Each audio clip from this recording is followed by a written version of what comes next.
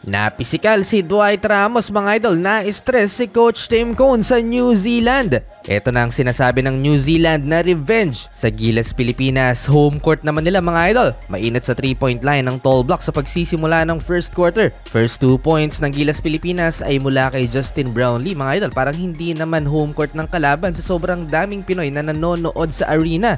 Dikit pa ang laban sa unang 4 na minuto. Dwight Ramos 3-pointer and a driving layup. Ganun pa rin yung nangyayari for the past games ng Gilas Pilipinas. Itong si Dwight at si Justin Brownlee pa rin ang nagbubuhat.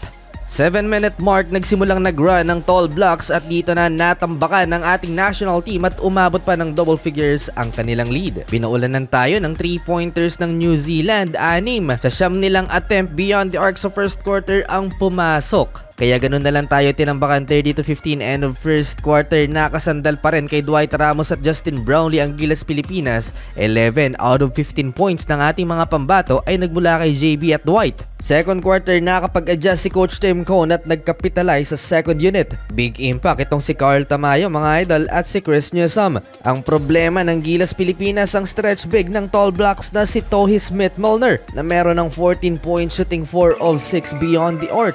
Malaking problema dito ng Gilas Pilipinas ang kawalan ni Kai Sotto. No interior defense kaya madalas mag-double team ang ating mga pambato sa ilalim. At dito naman na now-open ang mga shooters ng Tall Blocks. Tingnan nyo to mga idol, si Milner ulit sa corner, 3-pointer. Humihingi pa ng bola. Isa pa sa problema ng ating national team ang constant ball pressure ng New Zealand at kawalan ng legit point guard kaya hirap mag-execute ng kanilang mga plays. 53-33, 20-point lead by the Tall Blocks at the half.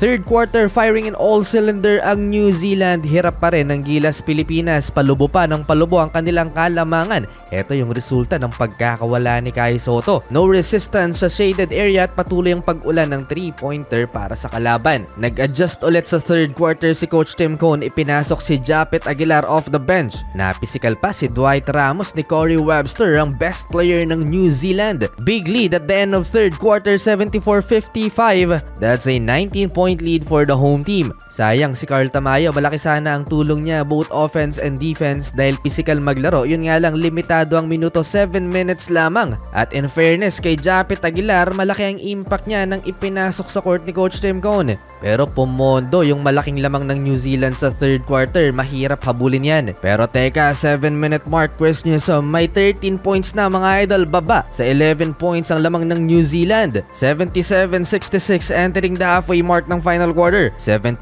run by the Philippines. Hindi nagtuloy-tuloy ang run ng Gilas Pilipinas mga idol. Down the stretch, balik sa 17 points sa kanilang hinahabol. Kaya yun, natalo tayo 2 sunod sa window.